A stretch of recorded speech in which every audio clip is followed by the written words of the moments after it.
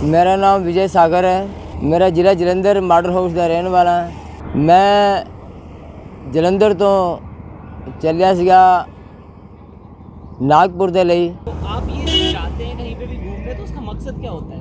मकसद अलग अलग किस्म के होंगे जो अलग अलग किस्म के यात्रा करता है। सब तो पहला मैं जी लंबी यात्रा की सी उन्होंने क्रांतिकारी के इतिहास की खोज ली की, जिन्होंने हिंदुस्तान की आज़ादी की लड़ाई लड़ी, अपना बलिदान दिता। वो इस करके की सी ये जानने के लिए कि उन्होंने परिवार वाले का माइंड की है, वो अज की सोचते हैं कि वो अपने पूर्वजों वांगू सोचते हैं या पूर्वजों तो हट के सोचते हैं। मैं 250 तो ऊपर ज़्यादा परिवारों को मिल चुकिया। 1757 तो लेके 1857 तक, 1857 तो लेके 1907 तक, 1907 तो लेके 1937 तक, 1937 तो लेके 1946 तक की नौसेना की बगावत तक। मैं लिखता भी हाँ। एक किताब तो मेरे कोल ही है, इनकलाब क्यों। ये इस दे विच उन्होंने क्रांतिकारियों के साथियों द्वारा अपने साथियों की लिखिया हुई जीवनियाँ ने, जिदा बड़केश्वर दत्त ने लिखी है, डॉक्टर रामकिशन खत्री ने लिखी है, दुर्गा देवी बोरा ने चंद्रशेखर आज़ाद के ऊपर लिखा। ये वही दुर्गा देवी बोरा जी शहीद भगत सिंह की पत्नी बनकर लाहौर तो कलकत्ते तक छड्डन गई सी। मैं दूसरी क्लास पास की। दूसरी क्लास के आगे आपने पढ़ाई क्यों नहीं करी? मौका नहीं मिलया, कुछ आर्थिक स्थिति खराब सी। दूसरी तक पढ़ के ही पढ़ाई छड्डती। दरबारा सिंह की सरकार सी, बसां के किराए बढ़े सी। उस किराए के विरोध में अंदोलन होया, चंडीगढ़ लाठीचार्ज होया, गिरफ्तारियां ही होईयां। उस गिरफ्तारी के विच मैं, मेरे पिता जी ते अनेक साथी सन, जिहदे विच जतिंदर पन्नू नवें जमाने अखबार का संपादक सी, जिहड़ा अज है हुण तां चीफ है, संपादक का कोई होर है, संपादक रहा। उन्होंने साडे नाल जेल च हुंदे सीगे।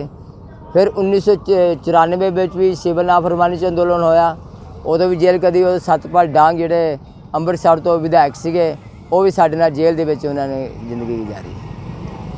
अभी आप इस आंदोलन से कैसे जुड़े हो? इस अंदोलन से जो पंजाब तो अंदोलन शुरू होया, मैं तुहानूं दस्सिया जिद्दां आगरा, झांसी, उरई, सागर, सिवनी, नागपुर, नागपुर तो अमरावती, अमरावती तो अकोला, अकोला तो भुसावल, भुसावल तो चोपड़ा, चोपड़ा तो शेरपुर, धुलिया, धुलिया से इधर इंदौर साइड, चारों पासों घाट ऊपर चढ़ते थले ऊपर आते हुए मैं इस रोड पे चढ़ा हूँ। फिर मैं आज इस आंदोलन में शामिल हुआ हूँ।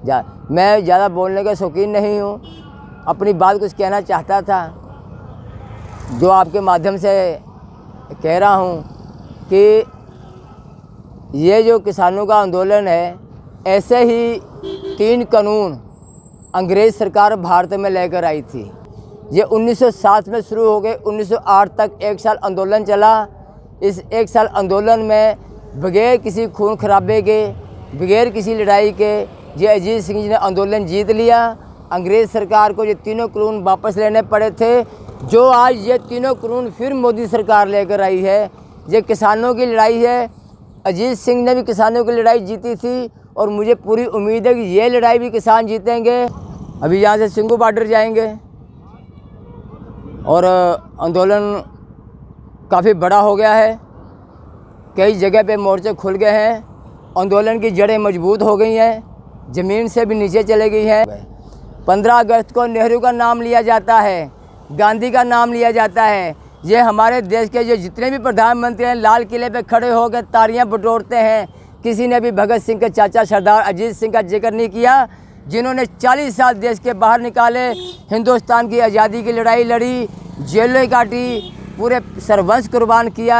ये हमारे देश के नेताओं की कम मानसिकता है। भगवान इनको सद्बुद्धि बख्शे और ऐसे नेताओं को सद्बुद्धि बख्शे जो मोदी के चेले चाटुकार बनी फिरते हैं। कल रात को एक ढाबे पे रुका था, वहाँ पे रिपब्लिकन भारतीय न्यूज़ आगे बैठे हैं।